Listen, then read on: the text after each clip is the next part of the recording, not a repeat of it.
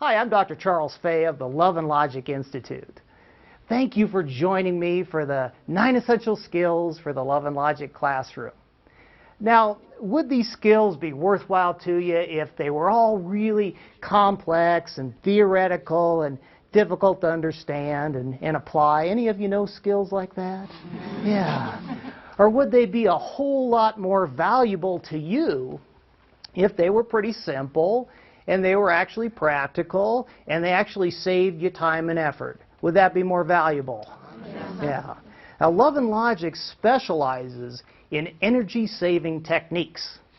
They're all strategies designed so that the odds go way up that you're going to have time and energy left over at the end of the day for yourself and your own families. Does that sound like a good goal? Okay. They're also designed to up the odds of kids developing good thinking skills, good cause and effect thinking skills, and attitudes of personal responsibility. Now, would you guys like to see more kids develop those two things? Yes. Is that something that's needed? Yes. Yeah. Now, some folks worry that Love and Logic might just be another rigid lockstep program that you have to implement in kind of a mechanical cookbook-like fashion. And that's not the Love and Logic way. No, with this approach, you don't have to check your unique personality at the door. You get to be yourself. And you don't have to throw away effective techniques that you're already using.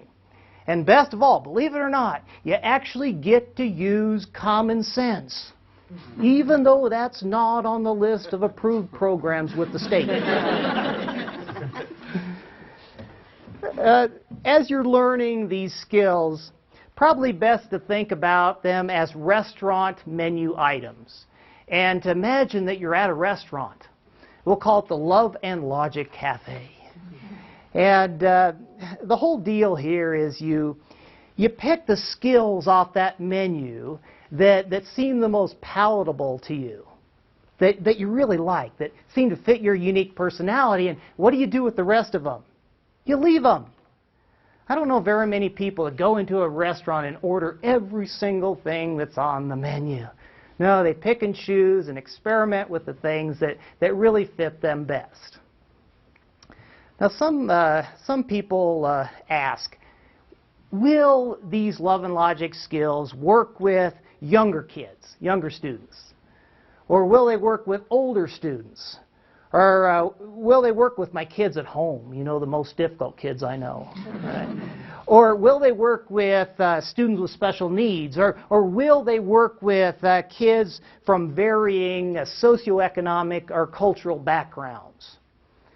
And for over 30 years, educators worldwide have discovered that they will.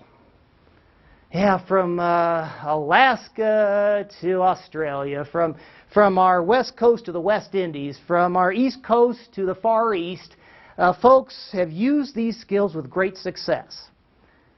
Now the question is why?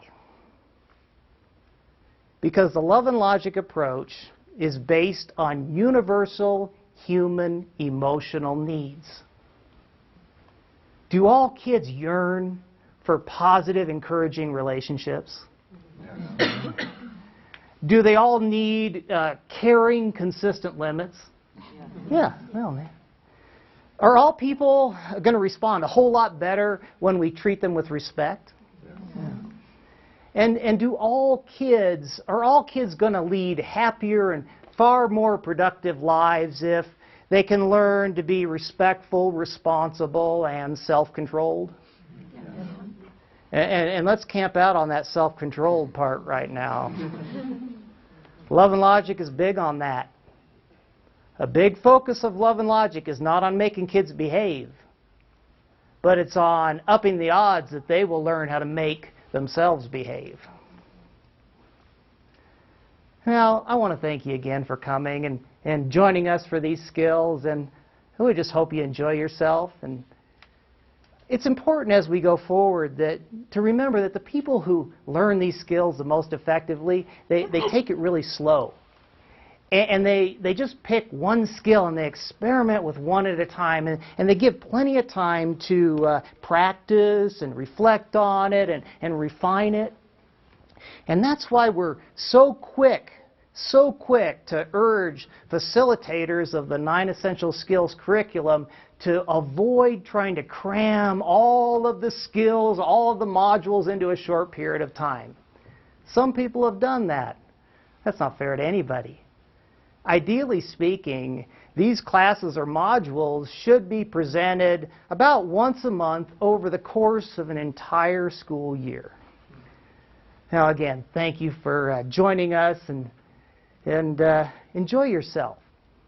And if you're like most people we've met over the years, the chances are high that you're actually going to start looking forward to your students acting up so that you get to use your new skills.